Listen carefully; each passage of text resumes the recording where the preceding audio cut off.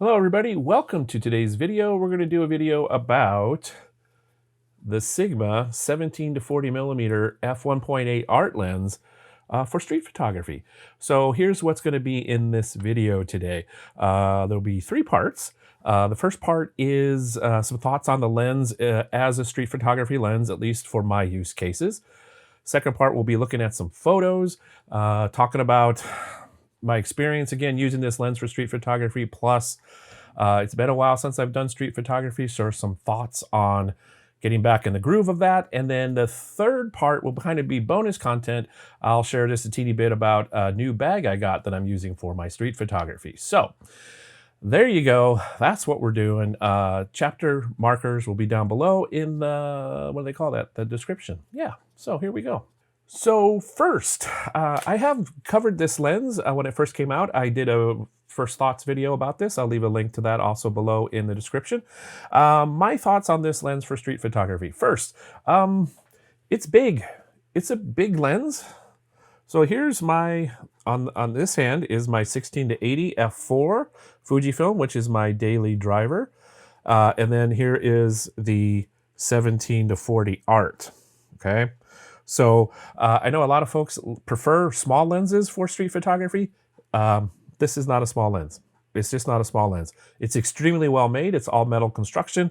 It does include an aperture ring, which I am a big fan of in the land of Fujifilm. It's internal zoom, so that's kind of nice. So as you zoom, it's internal. When you zoom, the 16 to 80, it does become bigger slightly than the 17 to 40. So that's a thing. So if you like small lenses, not for you. It's not heavy, but it's dense in the sense that it's, again, feels well made and there's a lot of glass in here. Autofocus, super fast, extremely quiet, very accurate, absolutely zero complaints. The only thing usability wise with this lens that I kind of take a minute to adjust to is the zoom direction from wide angle to telephoto is opposite of what I'm used to in a Fujifilm. So I always go the wrong way first and then have to go back, but it doesn't take too long to remember how to do that. So for me, for street photography, I like a zoom lens because I'm willing to sacrifice that little bit of size, or in this case, quite a bit of size, for the flexibility of creating the composition I want from my location. A lot of times in street photography, again, for me, you don't have tons of time to react, so I don't have time to necessarily move myself to get the composition I want. So zoom lenses are very helpful for me. Having said that, for me, where I often do street photography, which is downtown Bellevue, which is a suburb of Seattle, it's a big city, but it's not a dense city. So lots of still, you got 6 to 8 lanes, sometimes at least 4 lanes always of roads. So from one sidewalk to another is a long distance. Also, there's not a density of people, even in the downtown core. There's still a lot of unoccupied buildings for a variety of reasons. Even the new constructions are unoccupied. So not a lot of density of people. So for me, I need some more reach. That's why I use the 16 to 80 so often. But having said all that, in a more dense environment, like if I was going into Seattle, this would be a great lens. I don't, when I'm doing street photography, use it very often at f1.8 because, especially on a sunny day like I had recently on the photos you're going to see, you're just still maxing out your shutter speed at 1/8000 at 1.8. So most of these photos you're going to see are at least 2.8 or beyond. So that's my thoughts. I really like this lens. I've used it quite a bit for events. Inside, I like it. At night, I like it. Daytime, for me, walking around kind of my normal street photography, it wouldn't be the lens I pick. Okay, that's just me. But I love this lens. I really, really like this lens. Big fan of where Sigma's going with their direction of their lenses. Their stuff is just excellent and a really good value, I think, for what you get. So that's part one. If you have questions about the lens and more in specific, let me know. I haven't done much video with this. I imagine the autofocus is going to be great. They've emphasized recently in their newer lenses an emphasis on minimizing focus breathing. So we'll see how that's going. Speaking of focus breathing, I wanted to check my, I've got my old Viltrox lens here, the 23mm f1.4 or 1.4, yeah, 1.4. And last video before last, it was doing some pulsing, and I'm just making sure it's not doing this. Okay, looks good. If you see anything, let me know. Actually, in my very last video, the video I did prior to this, I actually used the Sigma at 23mm for video because it just behaves so well. So that's my video experience with this lens. If you have other questions, comments below. All right, let's look at some photos. And again, what I'm going to do in this little segment is talk about the struggles I had in I haven't done street photography in a while, just focused on nothing other than going making street photography, not worried about what lens I'm using, camera I'm using as a promo for a brand or something. So it's been a while for that. So it's kind of like falling off a bike. You know, you remember how to do it, but it takes a while. So let's take a look at some photos. So photo number one here, getting a little abstracty, getting a little minimalist reflections and layers here. I really like stuff like this. Autofocus here, again, through a layer of glass onto the element in the center of the frame here, focused really well, really quick, and again, super quiet. Not much to say. All these photos are from raw files. Then what I do is I add in Lightroom Classic, I add Lightroom's interpretation of the classic chrome film simulation, then my edits to taste. All right, next up we have this photo, a high-rise blank sky, minimalist, but there's a little bit of an Easter egg if you look close. It's window washing season in downtown Bellevue. So we got on about the lower third of the photo, there's some gentlemen on a scaffold doing some window washing, which is a job you just couldn't pay me to do, even if you paid me a lot. I don't like the heights. It's actually the falling I don't like. So there's that. Simple composition, nothing fancy here. I could have taken out the little tree branches, but I'm okay with them. All right, next photo. Same building, but from a different perspective. And now it's just skinny. It's skinny building. Again, plain sky, center align, top third. A really simple composition, but I like it for its simplicity.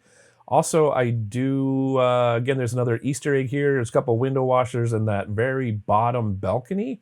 Looks like I think he's crawling over the ledge. So again, this for me is a little bit of where I wish I had a little more reach. I would probably also like a photo zoomed in on the window washer on the rail there, just highlighting their work with a close-up view, maybe with the 70-300.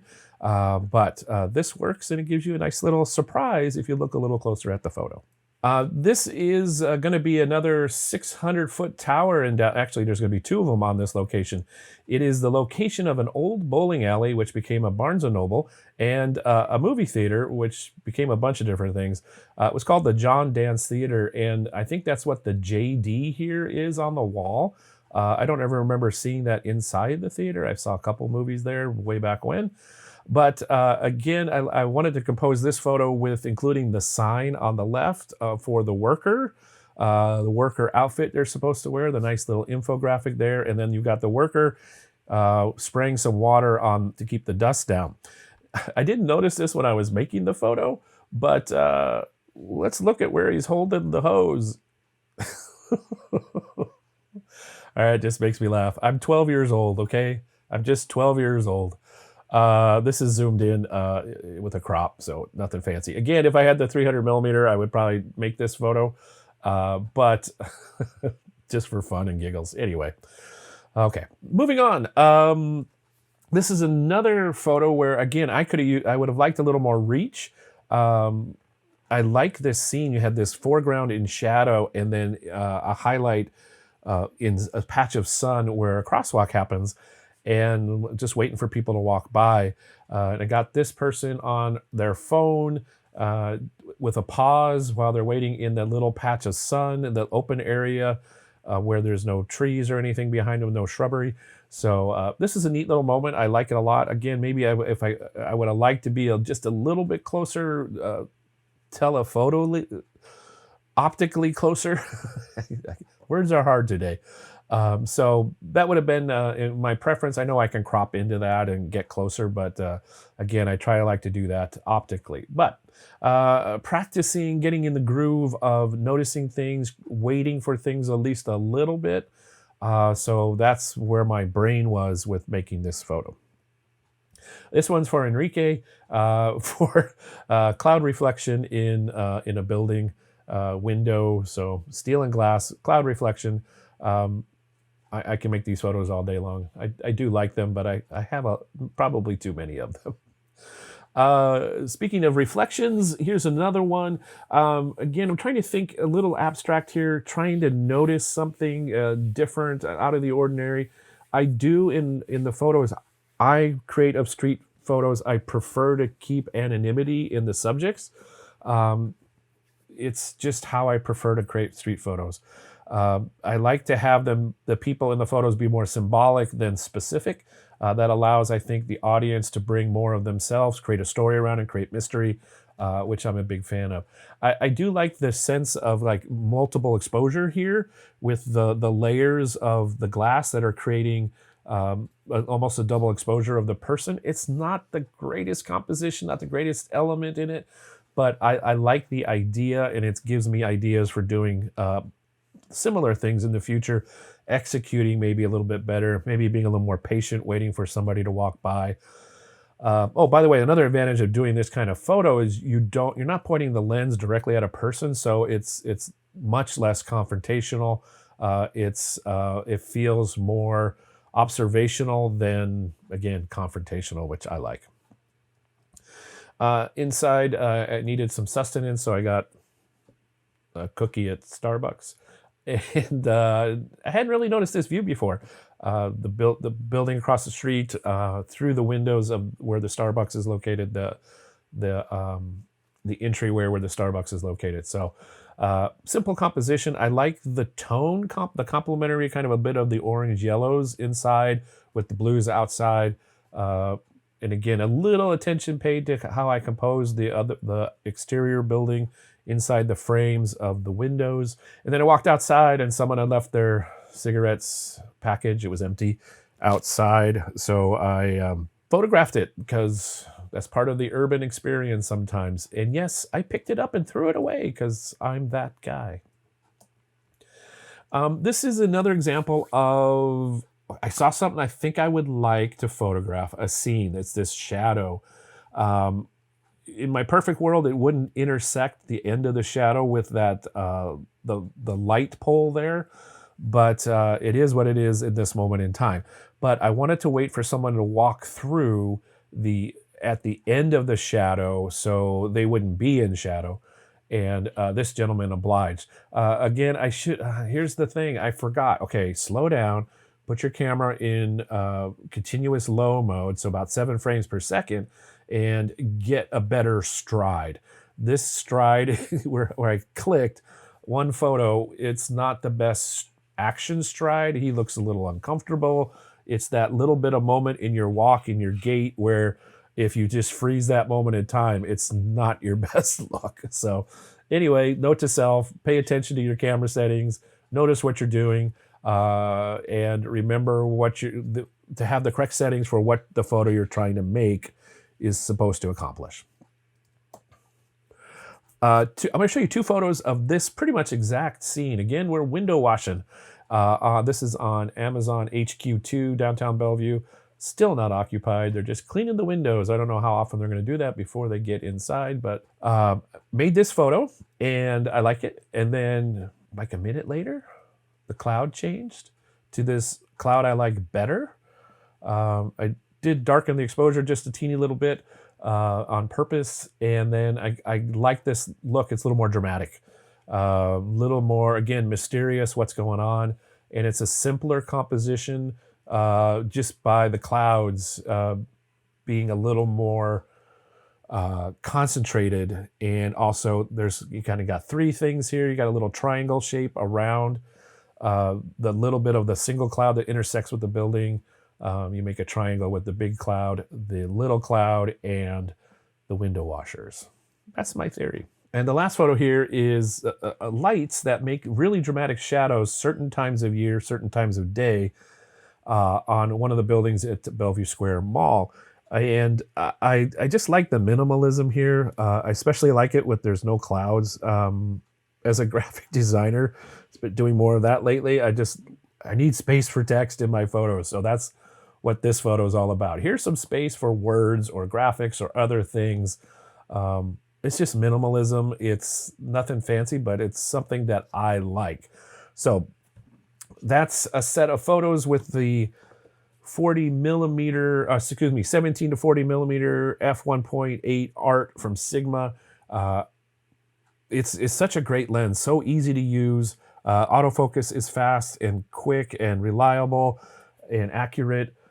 So if you don't have one of these lenses, give it a try. I highly recommend it. So that's that. If you have questions or comments on the photos, please leave those down below. If you have experiences or your own photos you want to share with this lens, again, leave them down below or hit me up on the Instagram and let me know. So that's that. So the third part of this video is going to be me talking just a little bit about a new camera bag. So for my street photography in the past, excuse me, got to reach down for this. I've been using Peak Design 10 liter for quite a while. I do like this bag. It's big, and I tend to carry at least 3 lenses and plus the camera body, obviously, plus batteries and stuff. So I do like that bag quite a bit. I like sling bags because I can swing them around, change the lens, put the lens back in, get back to photographing. Backpacks for my style of street photography don't work very well because I can't get to the lenses as quickly. But it's a bag that hangs off my hip quite a bit rather than being around my back.